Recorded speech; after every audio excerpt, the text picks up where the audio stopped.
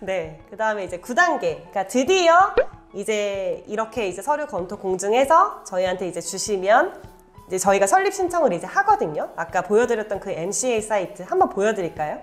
또 직접 보시는 게 눈으로 보시는 게 다를 수 있으니까.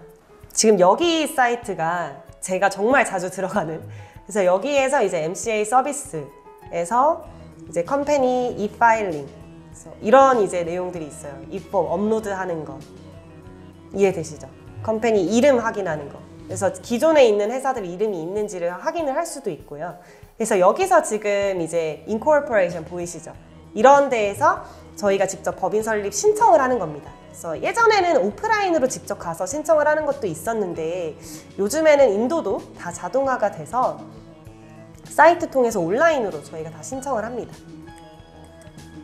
네, 그래서 신청을 하고 나면 설립이 되면 이런 이제 증들이 나와요. 그래서 한국은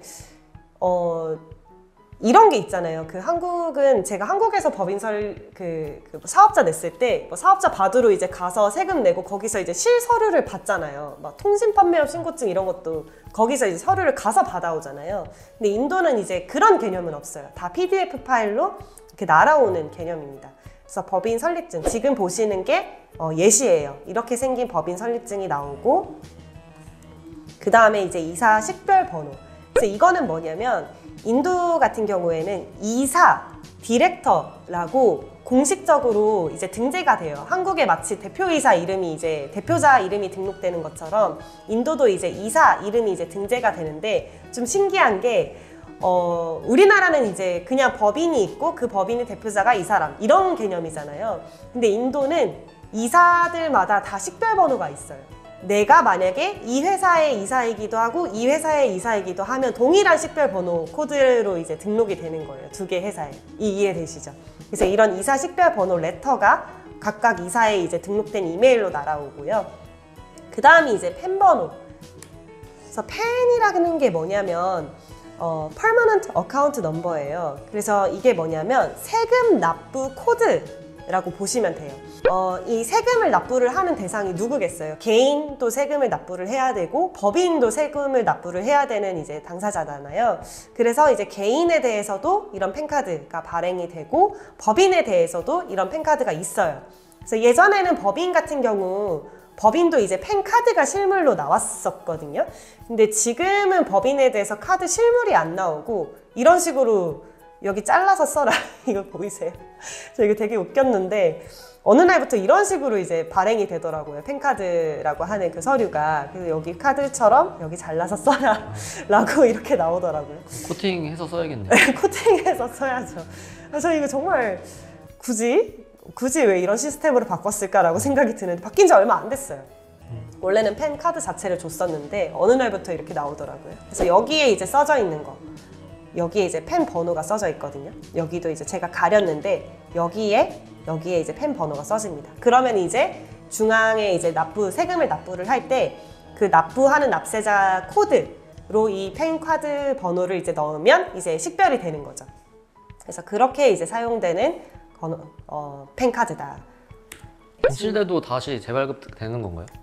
분실되면? 사실 이거는 파일이잖아요.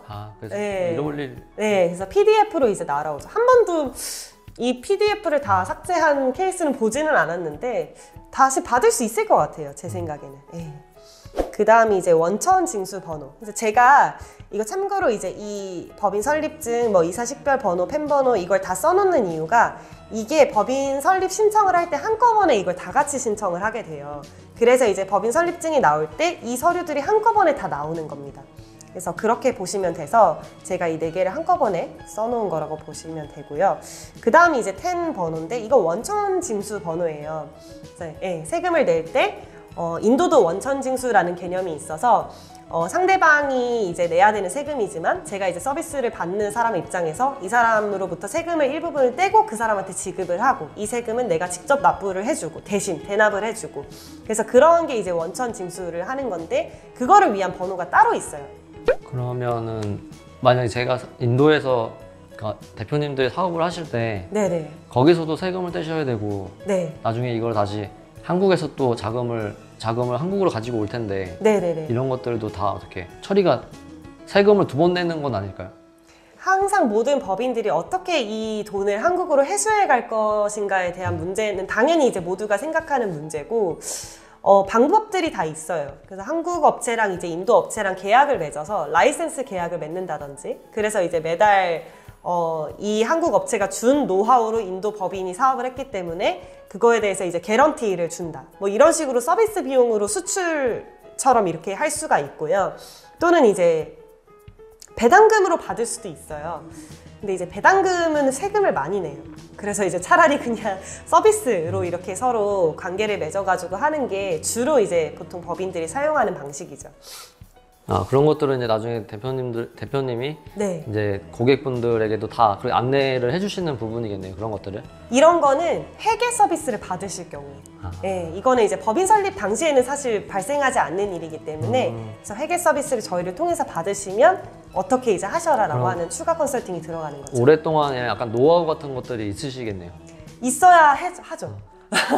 저도 이제 한국인이고 인도에서 이제 돈을 가져올 때 여러 가지가 있어요. 요즘에는 심지어 코인 이런 걸로 네, 이건 뭐 이런 내용이 들어가면 안 돼서 네. 네, 다음 내용이 이제 MOA, AOA 승인. MOA, AOA라고 줄여서 말하는데 이게 이제 Memorandum of Association 그리고 Articles of Association 이래 줄임말이에요. 그래서 이게 한국으로 치면 정관 있잖아요. 그래서 정관이랑 완벽히 동일한 개념의 서류들이라고 보시면 되는데 이게 사실 원래는 이게 9단계, 10단계로 나눌 만한 일은 아니에요. 왜냐면 MOA와 AOA는 이제 서류를 제출을 하고 법인 설립이 되는 동시에 내가 제출한 MOA, AOA가 잘 받아들여졌네. 그냥 이렇게 생각하면 되는 부분이거든요. 근데 제가 이거를 굳이 나눈 이유가 이 서류를 좀 알고 작성을 좀 하셔라. 이런 경우가 있어요. 여기에 MOA 정관에 작성이 안 된 사업인데 그냥 그 사업을 하는 거죠. 그래서 정말 많은 분들이 그렇게 하시거든요. 근데 이제 원칙은 원래 그러면 안 돼요. 그래서 원칙은 이제 내가 하고자 하는 사업이 핵심 사업이 여기 명기가 되고 그 사업에 대해서 부대 사업 이 사업을 하기 위해서 뭔가를 구매할 수 있고 수출을 할 수 있고 또는 뭐 샵에서 뭘 할 수 있고 이런 내용이 진짜 하나하나가 다 줄글로 명기가 되거든요. 그래서 이 내용은 사실 대다수가 동일합니다. 여기 핵심 사업 목적에 수반되는 각종 법인 행위는 대다수 업체들이 다 동일한데 핵심 사업 목적 명기 이 부분에서 이제 빼먹지 않고 잘 들어갈 수 있게 명기를 하셔라. 그래서 많은 컨설팅 업체들이 여기에 대해서 이제 조언을 해주지 않고 대충 뭐 어떤 사업을 할 겁니다 라고 하면은 컨설팅 업체 입장에서 그냥 써서 내버리는 경우가 있어요. 근데 당연히 저희 회사가 직접 그 사업을 한 게 아니기 때문에 최적화된 글을 썼다고 할 수는 없잖아요. 그래서 이 부분은 꼭 한 번쯤은 이제 검토를 하시고 제출이 될 수 있도록 하셔라. 그래서 대다수는 검토조차 안 하고 그냥 제출되는 경우가 많습니다. AOA는 거의 정해져 있어요. 양식 자체가 정해져 있어서 회사의 의미는 설립된 법인 이름, 오피스라는 건 이거고 이거는 다 이제 Companies Act라고 하는 법인에 대한 이제 법률을 따라서 작성되는 내용이 대다수라고 보시면 됩니다. 그래서 여기까지가 지금 이제 다루고자 했던 대표님께서는 그 법인 정관을 네. 고객분들하고 충분하게 대화해서 최대한 그 대표님이 고객분들이 하시려고 하는 걸 다 이렇게 기록을 해주시는 편이신 건가요, 그러면은? 당연하죠. 그럴 수밖에 없고 실제로 이제 저희가 어떤 사례가 있었냐면 그쪽 법인의 법무팀이랑 한 3차례에 거쳐서 미팅을 했어요. 근데 이제 그 법무팀에서 이제 우리 회사 사업 모델이 인도에 있는 어떤 특정 회사랑 되게 비슷하다. 그 회사의 정관을 좀 줄 수 있냐. 그래서 저희가 그 정관을 받아들였어요. 그렇게 해서 그 정관을 작성을 드리고 정관 다운받을 수 있거든요. 네, 그래서 정관을 이제 드리고 작성을 한 거죠.